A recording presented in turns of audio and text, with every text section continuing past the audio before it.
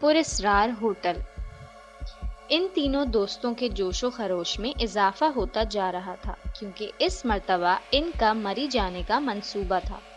یہ تینوں دوست احتشام، قدیر خان اور اسحاق ہر مرتبہ گرمیوں کی چھٹیوں میں سرد علاقوں میں گھومنے پھرنے جاتے تھے۔ تینوں بہت گہرے دوست اور ایک ہی محلے میں رہائش پذیر تھے۔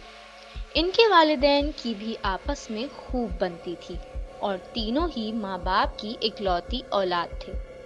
تینوں دوست سفر کی تیاریوں میں مگن تھے۔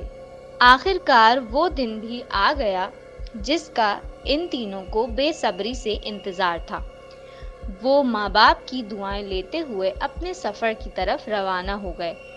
5 گھنٹے کے لمبے سفر کے بعد وہ مری جیسے پرفضا مقام پر پہنچ گئے۔ ان تینوں کی خوشی کی انتہا نہ تھی جب گاڑی نے انہیں دوپہر کے وقت ان کی منزل مقصود پر پہنچا دیا۔ وہ تینوں رات گئے تک گھومتے رہے۔ انہیں وقت گزرنے کا احساس ہی نہیں ہوا اور ہر طرف رات کی سیاہی گہری ہوتی چلی گئی۔ وہ گھومتے گھومتے بہت دور چلے گئے۔ اس غلطی کا احساس اس وقت ہوا جب وہ کافی دور تک نکل گئے جہاں دور دور تک کسی ہوٹل کا آثار نظر نہیں آ رہا تھا۔ وہ تینوں بہت پریشان ہوئے کیونکہ رات گزارنے کے لیے انہیں کسی محفوظ مقام کی ضرورت تھی اور یہاں دور دور تک کہیں کسی محفوظ مقام کے آثار نظر نہ آتے تھے۔ وہ تینوں اسی پریشانی میں تھے کہ انہیں دور برقی قمقموں کی جھلک نظر آئی۔ وہ تینوں بہت خوش ہوئے اور اپنے مایوس اور لڑکھڑاتے قدموں کی رفتار کو تیز کر دیا۔ وہ جلد از جلد اس مقام تک پہنچنا چاہتے تھے۔ چند قدم چلنے کے بعد انہیں ایک ہوٹل کا سائن بورڈ نظر آیا۔ ان کی خوشی کی انتہا نہ تھی۔ ہوٹل کے قریب پہنچنے پر ان کی آنکھیں حیرت سے پھیل گئیں کیونکہ جو ہوٹل بظاہر دکھنے میں پر رونق نظر آ رہا تھا وہ پر رونق نہ تھا بلکہ ہر سو خاموشی چھائی ہوئی تھی۔ ایک عجیب سی وحشت برس رہی تھی۔ بالآخر وہ تینوں صدر دروازے سے اندر داخل ہو گئے۔ ہوٹل کے اندر بھی اچھی خاصی وحشت ٹپک رہی تھی۔ ہوٹل ویران و سنسان تھا۔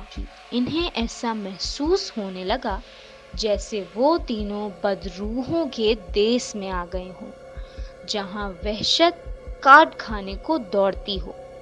بالآخر تینوں نے اپنے خوف کو بالائے طاق رکھ کر اپنے قدم استقبالیہ کاؤنٹر کی جانب بڑھا دیے۔ استقبالیہ پر کسی زیرو کا نام و نشان نہ تھا۔ احتشام نے چند منٹ ویٹ کرنے کے بعد استقبالیہ کاؤنٹر کو اپنے ہاتھ سے بجانا شروع کر دیا۔ چند منٹ بعد بغلی دروازے سے ایک شخص برآمد ہوا۔ چند منٹ کی گفتگو کے بعد سیکنڈ فلور پر انہیں ایک کمرہ دے دیا گیا۔ ایک ملازم کے ہمراہ وہ سیکنڈ فلور پر کمرہ نمبر 5 میں پہنچ گئے۔ کمرے میں اٹیچ باتھ روم، غرض یہ کہ کمرے میں ضروریات زندگی کا تمام سامان موجود تھا۔ وہ تینوں باری باری گرما گرم پانی سے نہانے کے بعد مکمل طور پر فریش ہو چکے تھے۔ یار مجھے تو یہ ہوٹل کم اور بھوت بنگلہ زیادہ لگ رہا ہے، احتشام نے گفتگو میں پہل کرتے ہوئے کہا۔ تم تو ہر چیز کو ہی آثار قدیمہ سے ملانے کی کوشش کرتے رہتے ہو، اسحاق نے جل بھن کر کہا۔ بالآخر وہ تینوں سونے کے لیے چل دیے اور اپنے اپنے بستروں میں لحاف اوڑھ کر سوتے بنے۔ چند منٹ بعد کمرے میں ان تینوں کے خراٹے گونج رہے تھے۔ ان تینوں کو ابھی سوئے زیادہ دیر نہ گزری تھی کہ اچانک اسحاق کی آنکھ کھل گئی۔ اسحاق کو ایسا محسوس ہوا جیسے کوئی سایہ ان تینوں کے گرد مٹر گشت کر رہا ہو، لیکن غور سے دیکھنے پر بھی اسے کچھ نظر نہ آیا تو اس نے اسے وہم سمجھا اور اپنے سر کو جھٹکتے ہوئے اٹھا اور اپنے قدم رفع حاجت کے لیے باتھ روم کی طرف بڑھا دیے۔ باتھ روم سے فراغت کے بعد وہ دوبارہ سونے کی غرض سے اپنے بستر کی جانب بڑھا۔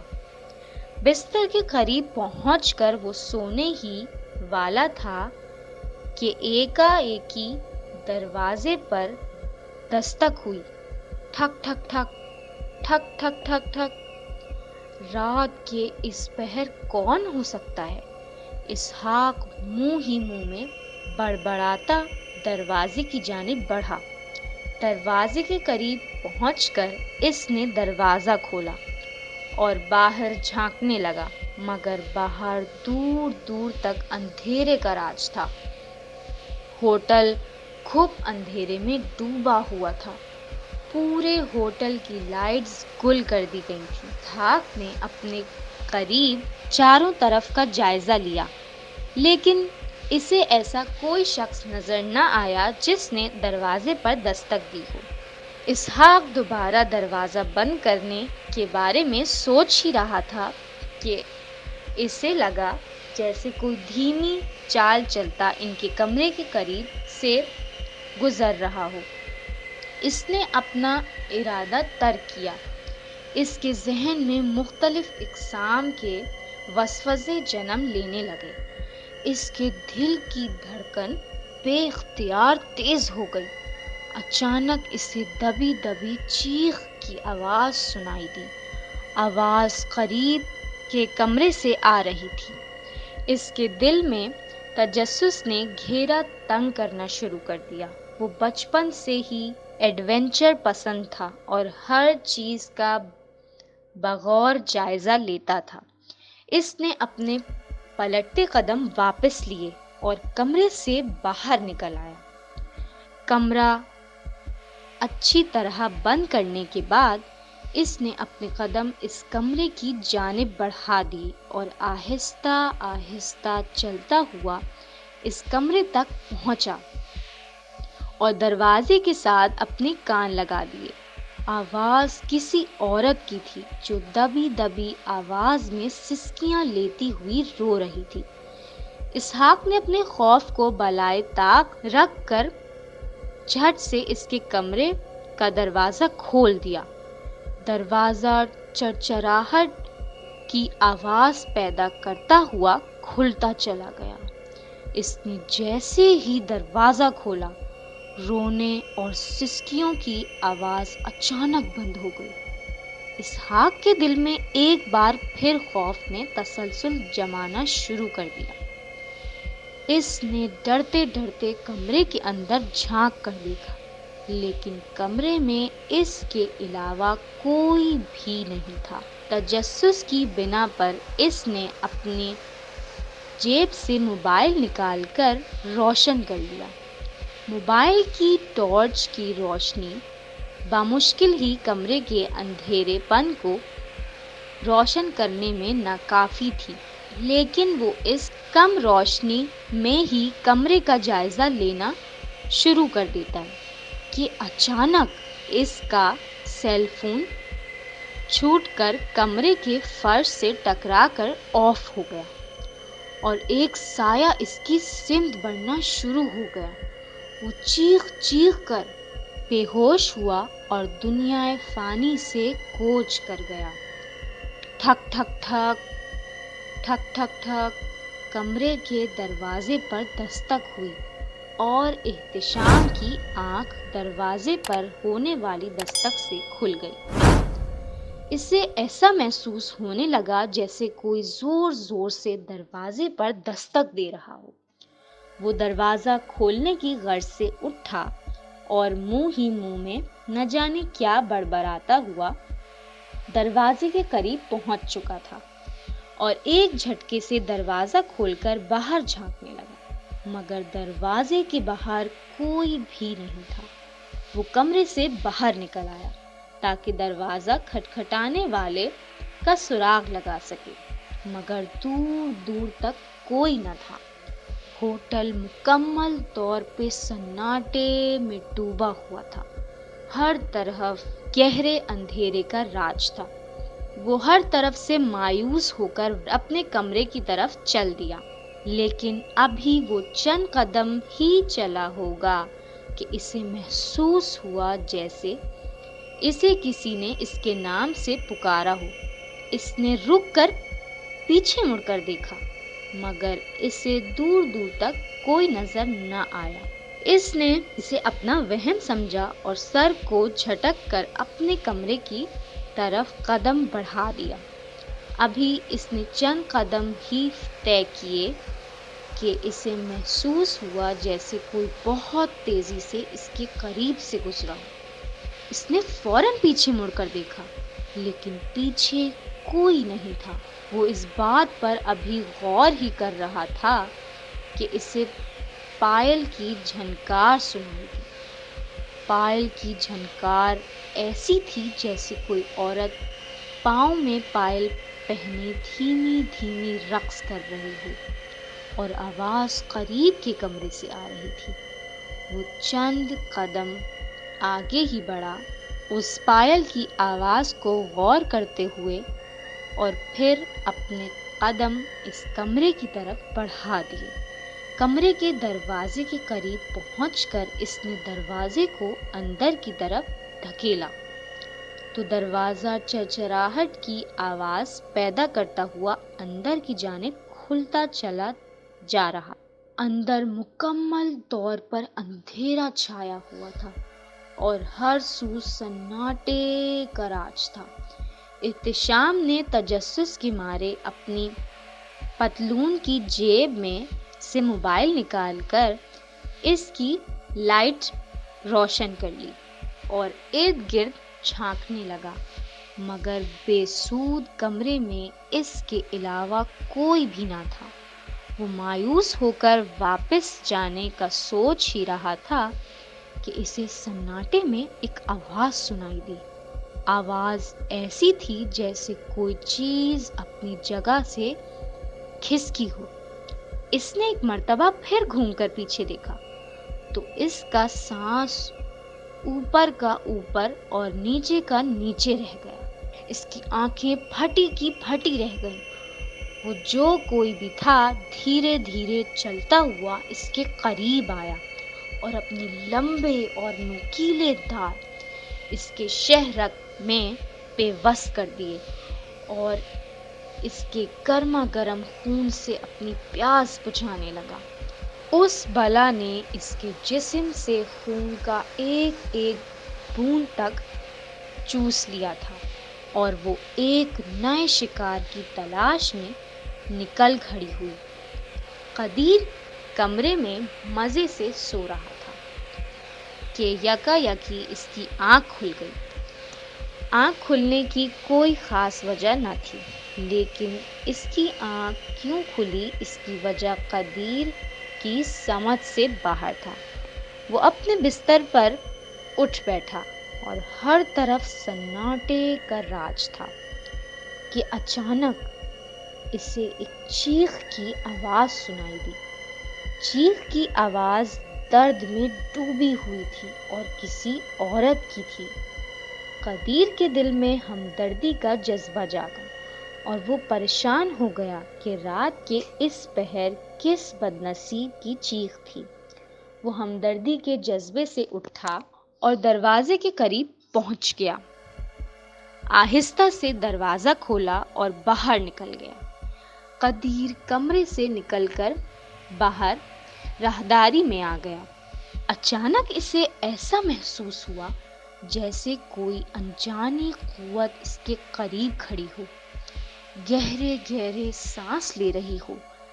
اس نے بہت غور کیا، مگر اس بات کو اپنا وہم سمجھ کر سر جھٹک دیا اور اپنے کمرے میں جانے کی غرض سے جیسے ہی گھوما، اپنے پیچھے کھڑے انجانے وجود کو دیکھ کر اوپر کا سانس اوپر اور نیچے کا سانس نیچے رہ گیا اور وہ ہوش و حواس سے بے گانہ ہوتا چلا گیا، اور جب قدیر کو ہوش آیا تو خود کو ایک تاریک کمرے میں بند پایا۔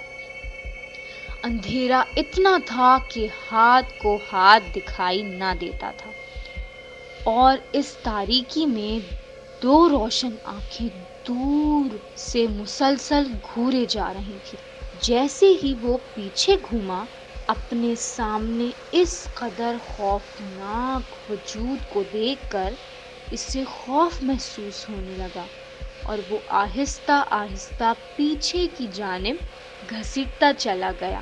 اسی طرح گھسیٹتے گھسیٹتے وہ دیوار سے لگ گیا اور وہ خوفناک وجود بھی اس کی جانب بڑھنے لگا۔ چند لمحوں بعد وہ بلا اس کے بالکل قریب پہنچ گئی۔ اس خوفناک بلا کو اپنے اس قدر قریب دیکھ کر قدیر کے خون نے جوش مارا اور قدیر اس بلا سے نمٹنے کے لیے خود کو مکمل طور پر مقابلے کے لیے تیار کرنے لگا۔ چند لمحوں کی ذہنی کشمکش کے بعد وہ ذہنی طور پر مقابلے کے لیے تیار ہو چکا تھا۔ تیزی سے اپنا پنچ بلا کے پیٹ میں جڑ دیا۔ وہ بلا اس غیر متوقع حملے سے خود کو نہ بچا پائی۔ اس نے برق رفتاری سے قدیر کو دبوچ لیا اور اس کی شہ رگ کو تلاش کرنے کے بعد اس کی شہ رگ پر اپنے لمبے لمبے دانت گاڑنے ہی والی تھی کہ اس کا ہاتھ قدیر کی گردن میں پڑے تعویذ سے ٹکرا گیا۔ تعویذ کے ٹکراتے ہی وہ اچھل کر کافی دور جا گری۔ بلا نہایت خوفناک انداز میں اٹھی اور قدیر کی جانب ایک بار پھر دوڑ لگا دی کہ قدیر نے اچانک موقع پا کر کمرے سے باہر دوڑ لگا دی کہ اچانک کسی چیز سے ٹھوکر کھا کر گر گیا اور جیسے ہی دوبارہ اٹھ کر بھاگنے لگا تو خود کے سامنے اس بلا کو دیکھ کر گھبرا گیا۔ بلا نے قدیر کو دیکھتے ہی قہقہ لگانا شروع کر دیا۔ ہا ہا ہا، تم مجھے جلوے دکھا رہے ہو، اب کہاں بھاگو گے مہاراجا؟ قدیر ایک بار پھر اس بلا کو اپنے سامنے دیکھ کر دوسری طرف دوڑنے لگا۔ قدیر نے جلدی سے اپنی گردن میں پڑا ہوا تعویذ گردن سے نکال کر اس بلا کی جانب دوڑ لگا دی۔ بلا اس کو اپنی جانب آتا دیکھ کر خوش ہو گئی۔ قدیر بھاگتا ہوا اس بلا کے قریب گیا۔ قدیر نے جلدی سے مٹھی میں دبا تعویذ بلا کی گردن میں ڈال دیا۔ تعویذ گردن میں ڈالنے کے تھوڑی دیر بعد ہی وہ بلا ایسے اچھلی جیسے بے خبری میں ننگے تار کو چھو لیا ہو۔ تعویذ اس کی گردن میں جا کر اس کے جسم سے چمٹ گیا اور اس کی چیخو پکار سے دور دیوار تک آواز محسوس ہو رہی تھی اور وہ بلا چند سیکنڈ میں ہڈیوں کا ڈھیر بن کر رہ گئی۔ اس بلا کے راکھ ہوتے ہی ہوٹل کے در و دیوار بھی ہلنے لگے۔ قدیر باہر کی جانب بھاگنے لگا۔ چند سیکنڈ کے عرصے میں وہ ہوٹل کی چار دیواری سے باہر تھا۔ اس کے باہر نکلتے ہی ہوٹل زمین بوس ہو گیا اور چند لمحات میں اس کا سارا ملبہ بھی غائب ہو گیا۔ صبح کا اجالا پھیل رہا تھا، ہر طرف ہو کا عالم تھا۔ اچانک قدیر کو اپنے ساتھیوں کا خیال آیا۔ وہ تڑپ اٹھا اور وہ یہ بات ہی سوچ رہا تھا کہ اچانک آواز گونجی، لڑکے، تیرے دوست اس کی بھینٹ چڑھ چکے ہیں، جا گھر جا اور اپنے دوستوں کو بھول جا، وہ اب کبھی واپس نہیں آئیں گے۔